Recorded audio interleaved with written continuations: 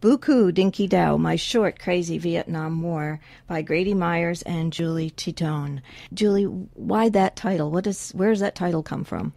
The Boocoo comes from beaucoup, of course, the French word for much or many, and the Dinky Dow was the Vietnamese expression for crazy. So the title means very crazy. And I've gotten more than one email from vets saying, I haven't heard that in 40 years, and it makes them laugh out loud. You explain in the preface of the book that you published the book after Grady passed away in 2011. Tell us, who was Grady Myers? He was universally known as a funny guy. In fact, there are a lot of people who remember Grady as bringing a lot of cheer into their worlds. He was a very talented man, but he had very little ego, and it made him very approachable. He was a funny guy. He loved kids. He was very kid-like himself. Something that becomes very clear to any of the readers of the book is that Grady was physically a very big man, 6'5", broad-shouldered young man when he went off to Vietnam at age 19. And, one of those people who kind of struggle with his weight, and he was got chosen for the football team, even though he didn't stick with it because he just wasn't a football player. There was a real dichotomy in Grady's life between his physical size and what people expected of a large man, and just basically his very gentle artistic nature. We met because we were both working in the newsroom of the Idaho Statesman in Boise. I was a young features editor, and as I said, he was the newsroom artist.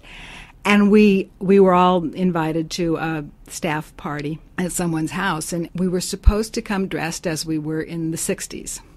And I went as a big cardboard 45 RPM record, and Grady went wearing his army fatigues. And I remember this so vividly, and he sat there telling stories, and they were like MASH style stories. And I was so impressed because I knew very few men who went in the military. Only one in my personal acquaintance who went to Vietnam. I knew no one who came back and talked about it. So it was eye-opening to me to hear about Vietnam and to hear someone tell these stories in something less than a really dark, historic. That would have been the late 70s. So Grady had been 10 years since he had been in the service. But he showed a remarkable memory for the stories, and I asked him if I might write them down. And that's how we got acquainted and how the book came to be written. So he was funny. He was telling funny stories about the war. Right. He would interject humor into them, and he made great helicopter sounds, and he would imitate his squad leader, and these characters that he told, they took on a life.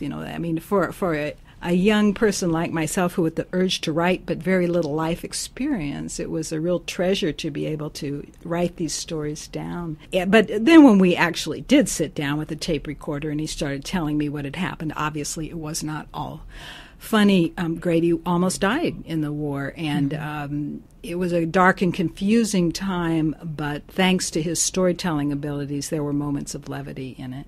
Julie, why don't you read some segments, and then we'll talk more about the book, certainly. All right. First, I should say that two things about the book. One is that it covers not only the 4 months that Grady spent in Vietnam, but also his decision to enlist at the height of the war, and the Army's decision to take him, even though he was his eyesight was so bad they really shouldn't have taken him. Talks about his training before the war, and it talks about his rehabilitation after the war. Most of his time in military service was actually spent hospitalized, recovering from his wounds. I'm going to read a bit here, passage from the basic training chapter. He was at Fort Lewis, Washington, which is now Joint Base Lewis McChord.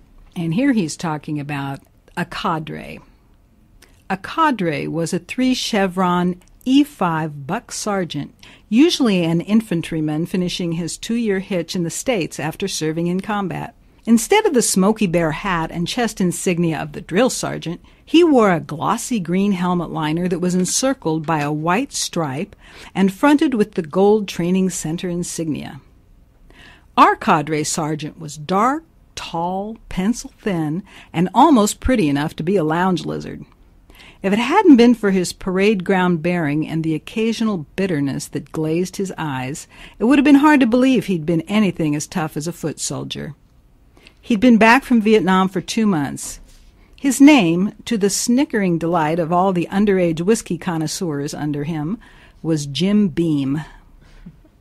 Beam almost never smiled, but there were signs that he was warming up to the people around him.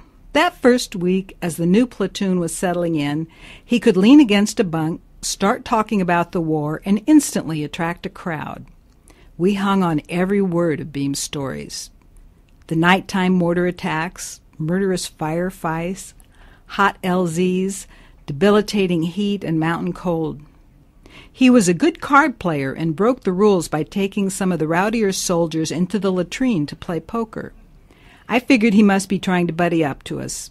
He was living the same miserable life we were, concerning himself with shining boots and yes-sirring and marching around in the cold at 0430. Up to this point, Vietnam was a kind of netherworld to us. We knew it existed. We knew we didn't want to go there, but nobody was absolutely sure why not. Beam brought our blurry fears into focus with his stories about the 4th Infantry. God, he said as he slapped down his cards on the latrine floor, the Cav units get to ride around in helicopters over flat patties and sit on their fat asses and drink beer and cokes. And the funny and fightin' 4th has to pound up and down the mountainsides, dig holes and squat in the jungle, and get mortared and rocketed for weeks on end. Trust me, it's terrible. His poker partners and hangers-on shifted uncomfortably as Beam told us about the nasty night his platoon got mortared. The guy in the foxhole next to his was hit with shrapnel or a sliver of wood. It stuck in his head, just above his temple. There was nothing we could do for him. We couldn't get any choppers in. It was nighttime. Gooks were inside our perimeter, and anybody crawling over to help him would get shot. We had a couple of guys get wounded and one killed trying to get to him. So he screamed all night long. All night long he screamed. I can still hear him screaming.